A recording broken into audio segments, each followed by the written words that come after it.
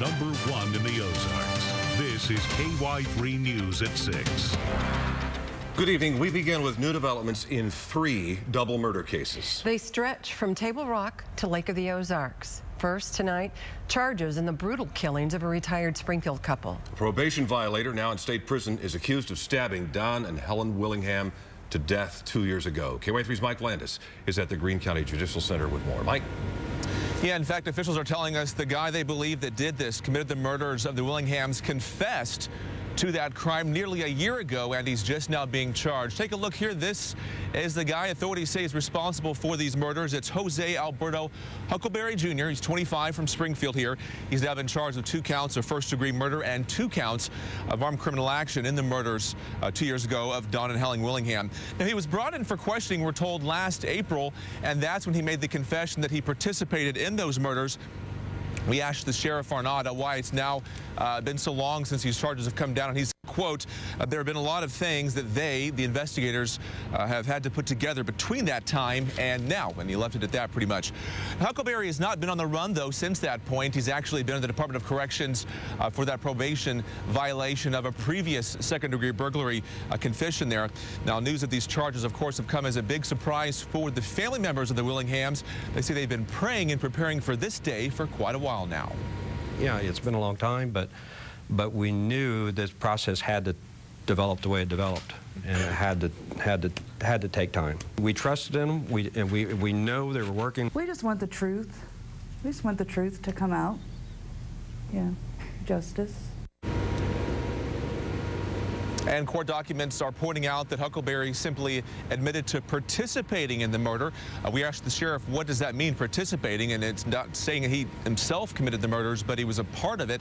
He said he would not really be able to say if other individuals were involved in the murders and if more charges could be coming down, but he did very carefully say this investigation is still ongoing despite this arrest, so we'll have to wait and see if any more charges do come down anytime soon. Mike, is this going to be a death penalty case so far for this individual? That's a possibility. Today, the prosecutor would not really go into details about that, but we'll have to be waiting to see what comes about during the trial and sentencing phase with that. All right, Mike Landis live downtown for us tonight. Thanks, Mike. Jose Huckleberry was already in trouble, as we mentioned, with the law when police say that he killed the Willinghams on April 25th, 2010. According to court documents, he was arrested 2 months earlier on February 28th for burglary. Bond was set at $5,000, but he was in jail until March 31st. At a hearing that day, he was set to be arraigned and told of the legal consequences for not showing up on the court date on April the 8th.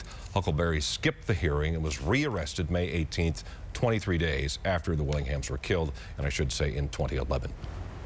Murders of a neighboring couple will not close the Lives Under Construction Boys Ranch near Lampe. But Executive Director Ken Ortman said the ranch's immediate concern is for the family of Susan and Brian Brooks. The Brooks were shot and beaten to death last Thursday. 2 teenage runaways from the LUC ranch hiding out next door are now behind bars in connection with that double homicide. I wish that it was a bad dream and it would go away, but it's not. We pray that God would give them extra peace and comfort and strength. Ortman says their facility teaches trade and life skills to boys who have exhibited nonviolent behavior problems such as lying and disrespect. Authorities say the Brooks were beaten and stabbed to death at their son's vacation home along Table Rock Lake. A murder confession today in the shooting deaths of a mid-Missouri couple. Prosecutors charged Garland and Mandy Mitchell plus Daryl Spellmeyer with 2 counts of second-degree murder. The 3 are accused of killing Freddie and Carol Wilson at their home near Versailles yesterday morning. The sheriff says Mrs. Wilson called 911 saying someone had shot them. Investigators say Spellmeyer admitted he pulled the trigger but said the Mitchells made him do it to get drugs. They also say a relative of Spellmeyer's is Freddie Wilson's, one of the victims, ex-wife. Inside Mitchell's van, deputies found prescriptions belonging to Mrs. Wilson. Well, it sounds like a sonic boom, a heart-stopping blast that generates phone calls to police and TV newsrooms. Taking aim at tannerite is a new favorite pastime with outdoorsmen and target shooters. KY3's Sarah Forhetz joins us with details on an explosive trend, you might say, Sarah. Yeah, that's right, Lisa. It is easy to get and easy to mix. Basically, it comes in two different things. This looks like laundry detergent whenever it's full. This looks like black gunpowder. Mix them, shake them, you shoot it, and then emergency responders are left wondering which way to run. Tannerite's not going away. Fire Chief David Geiger is now used to it. We've had numerous calls on it. It is tannerite, and the boom makes you wonder what just went off. The first time you do this freaks you out. Brent Ball owns 417 Guns in Springfield and sells the 2-chemical compound in his store. It's an immediate response. You shoot, boom, you get to see what you hit. You just mix the ammonium nitrate, aluminum powder combo, shake it, and run it downrange to set it up. You want to shoot it at about 100 yards. Then comes the part many people love. A big boom with only a cloud of smoke left behind. This explosion was just a small little container, but since it's perfectly legal and cheap to buy, you can just imagine the damage a big container of it could do. Kind of like setting off fireworks. It's not fun to light a snake and watch it just burn on the ground, but it's great to feel that concussion of those aerial shells. You know, you feel that boom and it gives them a rush. Chief Geiger gets a rush too when his engines are out chasing it. It's becoming very popular. And like he said, it's not going away. So brace yourself. You have to shoot it.